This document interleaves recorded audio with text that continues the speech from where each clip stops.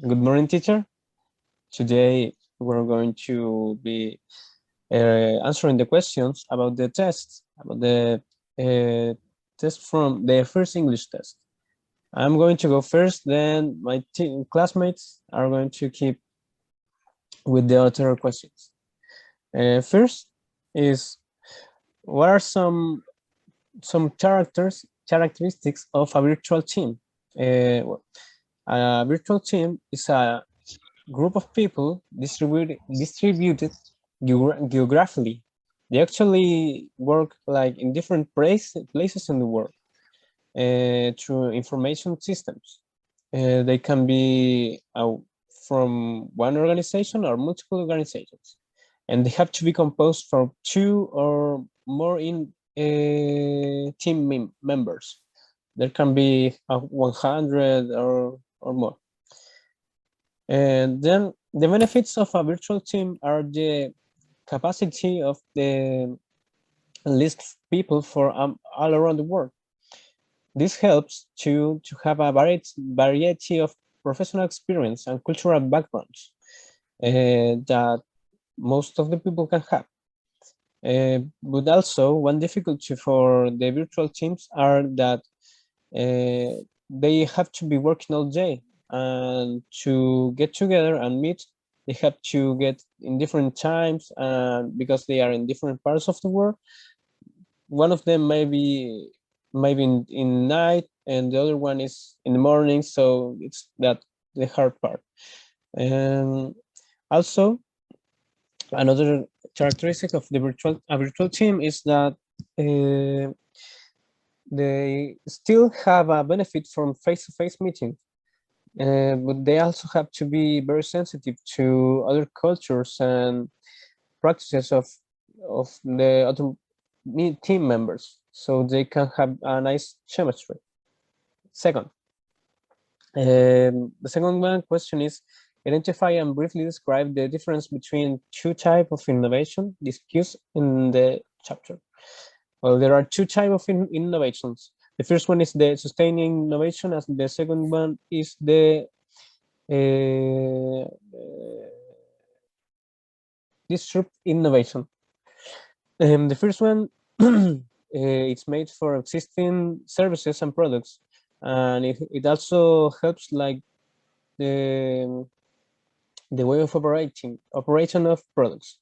But the disruptive innovation is made from new products and services. Also, the sustaining innovation increase profits, but it try to make low cost and gain a place in the market. But the disruptive innovation provides new characteristics for the products, so it can be more attractive in the market. And third is the definition of business process reengineering, which is BPR, which is consists on the radical design of business process, organizational structures, information systems, and values of the organization. So the organization has an improvement on all the business results. Okay. Now I'm going to answer the number 4, 5, and 6. Number 4 says, what is meant by continuous improvement? Well, continuous improvement, also called Kaizen, it's a Japanese word.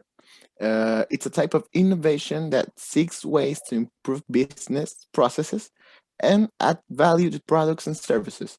In a few words, it's the continuous performance of actions that improve processes in an organization.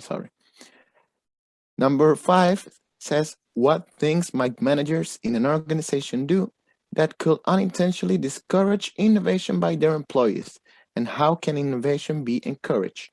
Well, the innovation of the employees of an organization can be discouraged when they don't see a growth path for themselves, or when they don't get rewarded by proposing ideas, promoting knowledge, or even knowing when something is bad or is right. It can be encouraged if the organization improves their innovation, making profits increase and gain market share. And number 6 says, identify and briefly discuss the similarities and differences between outsourcing and downsizing. I found a couple, so less similarities than differences. So number 1 similarity is both they have total reduced payroll costs. And second is their computer support and services. But their differences are there's outsourcing contracts for services with an outside organization with experience of a specific function, and downsizing instead involved reducing the number of employees to cut costs. Also, outsourcing focuses more closely on their core business, but downsizing looks across all the entire company. That's it.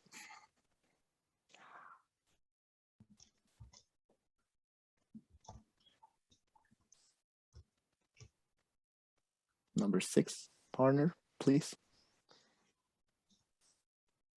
Martín. ¿O tú no hiciste nada? Le tocaba preguntarle a Byron, pero ahora leo la pregunta.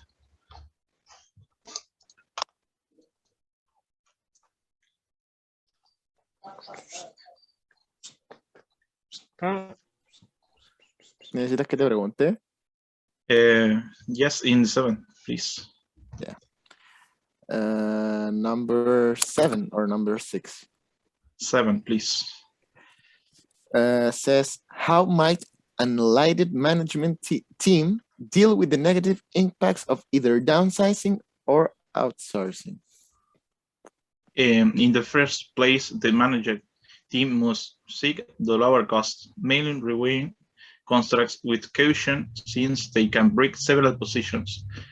Managers in general consider that they should seek to reduce costs by reducing employers in unsatisfactory outsourcing. Next, please.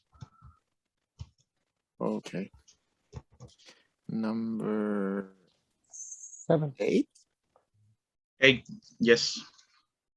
Number 8 says, identify several personal characteristics need to be successful in an information system career. To work with the information system in general, you need to be an innovative person and maintain the confidentiality and security of the systems. Okay. Number 9. Se cayó Byron. Bueno. Number 9, Martin? I go with the number 9. Okay. And the number 9, we have to do a research for an interview that we admire. And well, I choose Jeff Bezos because I found that he's one of the best in the world, one of the richest persons in the world, and I don't find him a nice person, but he knows how to do it. So Jeff Bezos is the CEO and founder of Amazon. He graduated with 2 bachelor's degrees, science degrees. With the first one is computer science, and the second one is a finance realm. Well, as from the Princeton University. When he came out, he started to working on Wall Street in the finance realm for a while. But then one day he was surfing on the internet, and suddenly he saw that in a statistics website that more and more people were getting into the internet. So he thought that it was a nice idea the internet had a nice potential on selling. So he immediately understood that selling products on the internet was the next deal. Bezos started selling books online through our website. which didn't call Amazon. It had a lot of weird names and they didn't were catchy at all, like Amazon. So later, he came with the name on the logo. He aimed Amazon to be nothing but the best online largest bookstore. That, but it didn't go that way at all at the beginning. But the rest is a story. Now it's one of the best e-commerce enterprise all around the world.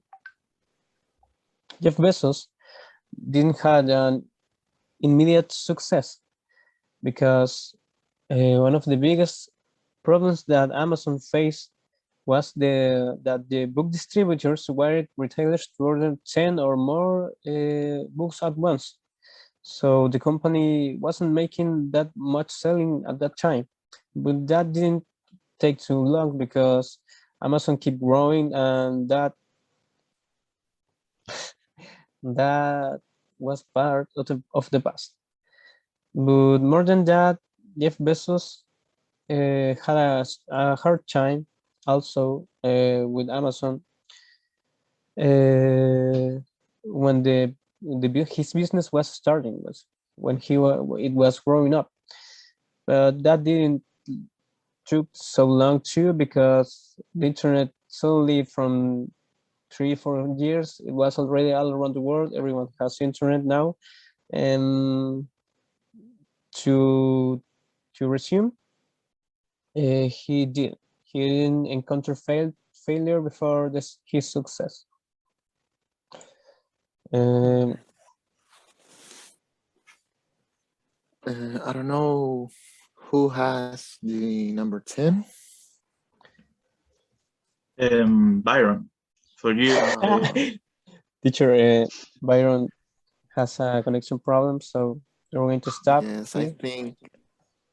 I think he will record like his part alone because we have to do that 4 of us, but he has that problem. So I think we're gonna send this video to him and then we'll apply the video from us.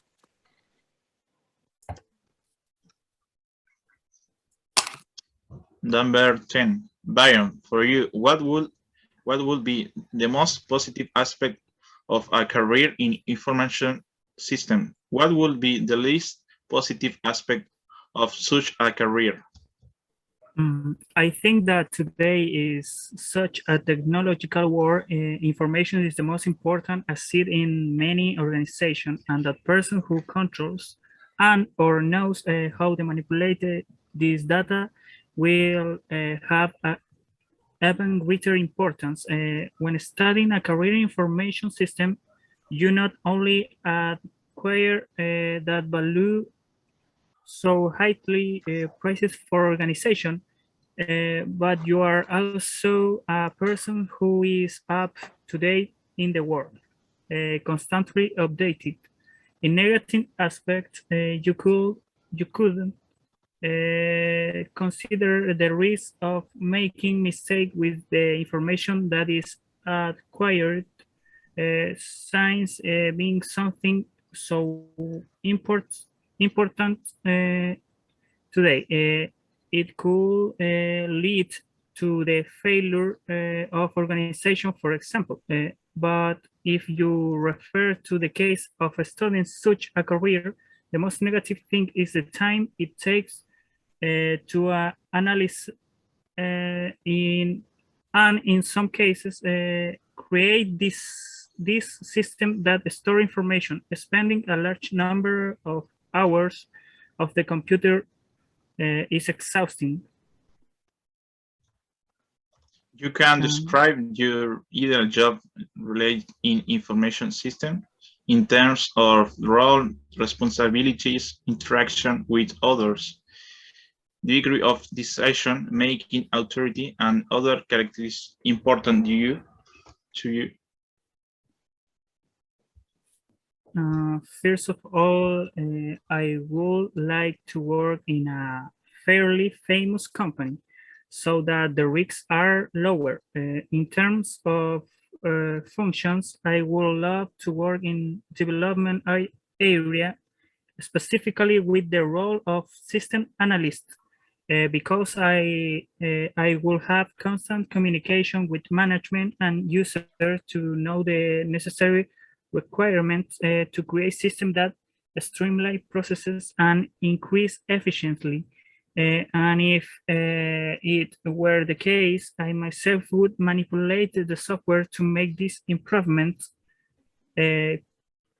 Communication is the key, and I will be the one who transmit the messages and intervenes to make the organization progress.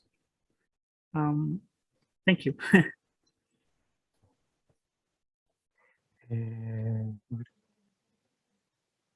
Oh, minuto oscuro ahora. Oh. So that will be our presentation, teacher. And hope you have a nice day again.